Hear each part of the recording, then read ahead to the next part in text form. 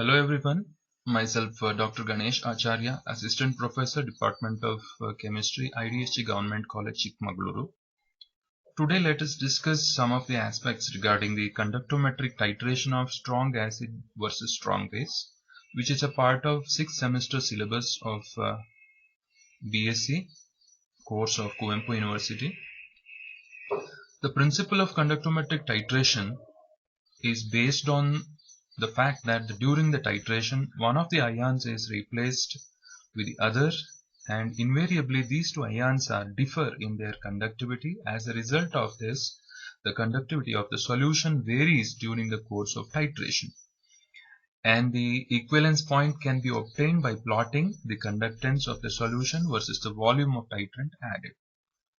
Generally, the conductometric titration is a volumetric method based on the measurement of conductance during the titration, and the equivalence point is determined by measuring the conductance of solution during the titration. The advantages of conductometric titrations when compared with the conventional titrations is there is no indicator required for this titration, and dilute solution, colored solution or turbid solutions can also be used for titration, and more accurate results are obtained as we are getting the equivalence point by a graphical method, and the extra care is not required near the end point, and it can be used for weak acid weak base titrations and even for the quantitative estimations of cations and anions in variety of the reactions. If you look at the basic principle, when we plot a graph of conductance of the solution versus the volume of base added, as we are discussing about the strong acid HCl versus strong base NaOH titration, when if you look at the conductometric titration curves, you will see two limbs here. In the beginning, the conductance is very high because of highly mobile H plus ions. More number of H plus ions are there in the beginning. During the course of titration, as we add NaOH solution, the highly mobile H plus ions are replaced with less mobile Na plus ions due to its larger size. And during the course of titration, the conductance is decreasing up to this point, and it is called as equivalence point, where all the H plus ions are neutralized by Na plus ions. And when we further add NaOH solution, the conductance of the solution sharply increases. When you look at this limb, it is because of the excess of OH minus ions. As a result, the NaCl salt and feebly ionized H2O is formed. So that is how there is a decrease in the conductance up to the equivalence point, and then there is a sharp increase in the conductance of the solution.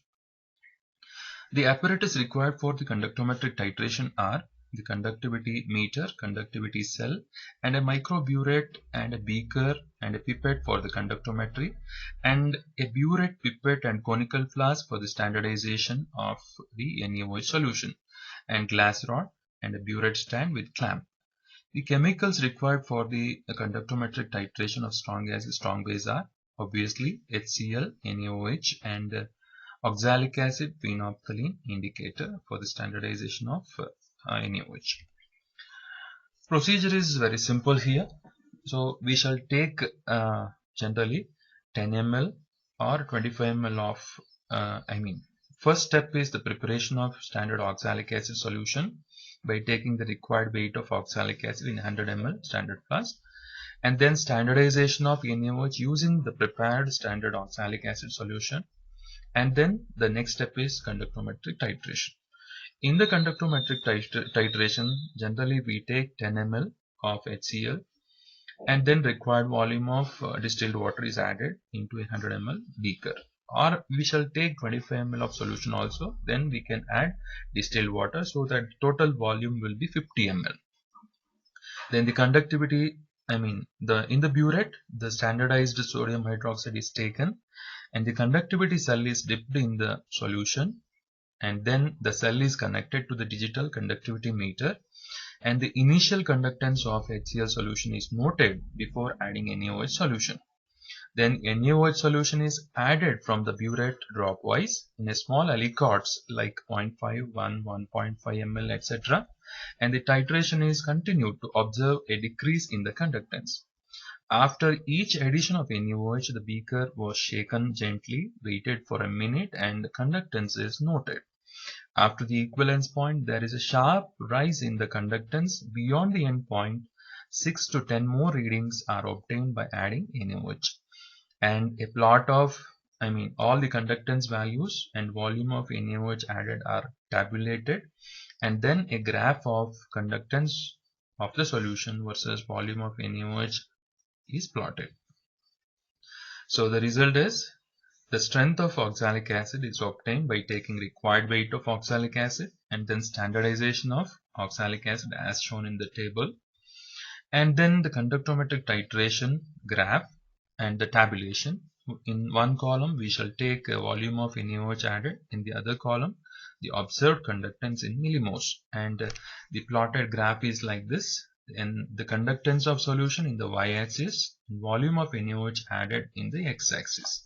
It shows two limbs, and the point here, this gives the equivalence point, or the volume of NaOH required for the complete neutralization of HCl. This is a calculation part. From the graph, V2, that is volume of NaOH required for the complete neutralization is obtained, that is this point. And then the strength of HCl is calculated by using this formula, that is N1V1 is equal to N2V2, where N1 is the volume of HCl, strength of HCl, that is to be determined. V1 is the volume of HCl taken. N2 is the strength of NaOH obtained by standardization, and V2 is the volume of NaOH consumed, that is obtained from the graph. So you can get the value of N1, that is equal to N2V2 divided by V1. So if you look at the discussion, the conductance of the solution is measured through the conductivity cell. Thus, prior to the experiment, the cell constant should be checked, and the same cell should be used throughout the experiment, and the conductivity of the solution depends both on the concentration of the electrolyte as well as the temperature. The apparatus should thus be cleaned well by distilled water so that contaminant present in the solution, and the conductivity is solely due to HCl and NaOH only. Okay, so especially near the end point, care should be taken, and there should not be any error. In conclusion, from the conductometric titration, the strength of the supplied HCl is found to be N1, that is obtained from this calculation. Hello everyone, myself Dr. Ganesh Acharya, Assistant Professor, Department of Chemistry, IDSG Government College, Chikmagalur. Today we are going to demonstrate an experiment on conductometric titration of strong acid versus strong base. That is HCl, which is a strong acid, and the sodium hydroxide, which is a strong base.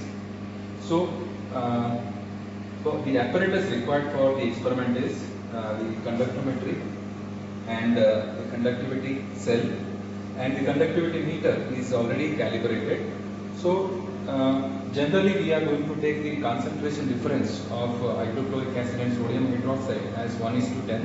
For example, if you take a 0.1 normal HCl, generally we are going to take 1 normal sodium hydroxide. So let us start the experiment.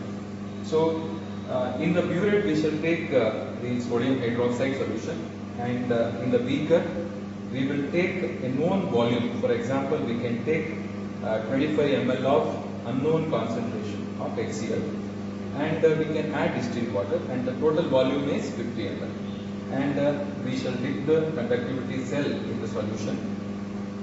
Okay, now we can see that in the conductivity meter the initial reading is very high. It is because of the conductance of hydrochloric acid, which contains highly mobile H plus and Cl minus ions. So now let us note down the reading for the 0 ml of sodium hydroxide, that is you can see 27.6 millimoles. Now we will add 0.5 ml sodium hydroxide from the burette,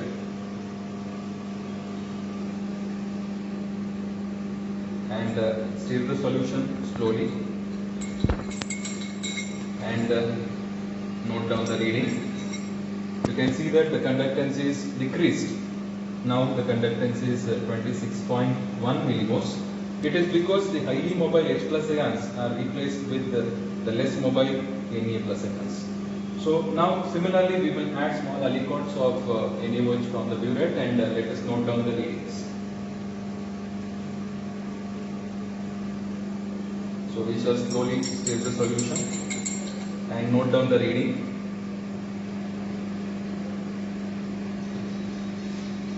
You can see that the conductance is slowly decreasing.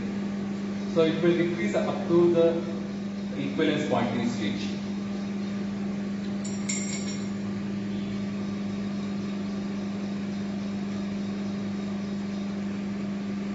So we shall continue the titration by adding small aliquots of sodium hydroxide from the burette, and continuously we will noting down the readings.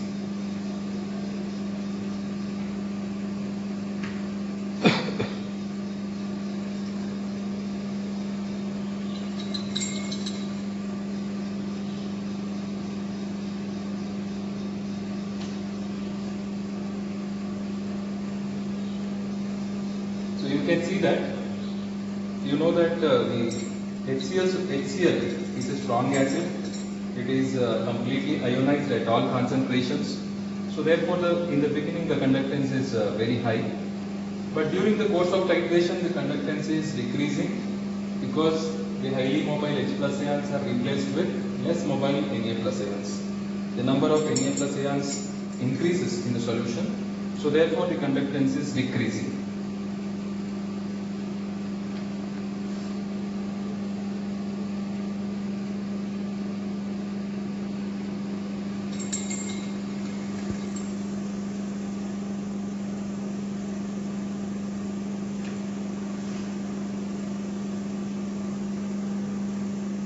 We shall continue the titration in the similar fashion. Now you can see the conductance is still decreasing.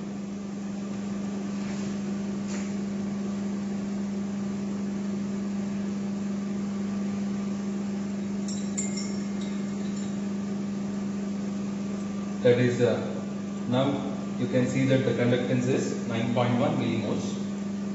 We can expect the equivalent conductance to be reached at this point. Now you can see in the conductivity meter that the conductance is increasing now.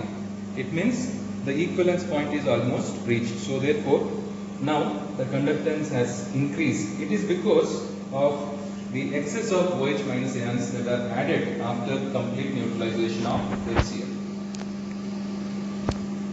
So now at this point actually the conductance is increasing. It is because more and more OH minus ions are added to the solution, and you know that the OH minus ions are highly conducting. So therefore the conductance of the solution after this point will increase. Now we shall continue the titration by adding the similar aliquots of sodium hydroxide, which is a strong base, from the burette. Now you can see that the conductance is increasing. So similarly, we can carry out the titration by adding the NaOH from the burette and stirring the solution continuously and recording the readings from the conductivity meter. So similarly, we can continue the titration for about 20 to 25 readings for our comfort. So now you can see that in the beginning the conductance is very high and the conductance is slowly decreasing during the course of titration, and later after this point, that is equivalent conductance or equivalence point, the conductance is increasing. Now what we have to do is we have to plot a graph of conductance versus volume of sodium hydroxide added. It is like this. So you are going to get a V-shaped graph. So in the y-axis we take the conductance and on the x-axis we take the volume of NaOH added. So you are going to get a V-shaped curve, and the point of intersection here, this is called as equivalence point. So now we shall write the equation for the reaction. So you know that HCl contains H plus Cl minus. It contains highly mobile H plus ions. Now upon adding sodium hydroxide, it is also a strong electrolyte. It contains Na plus and Cl minus. Now during the course of reaction, what happens is Na plus replaces H plus. So therefore you will going to get a salt Na plus Cl minus and feebly ionized water. Okay.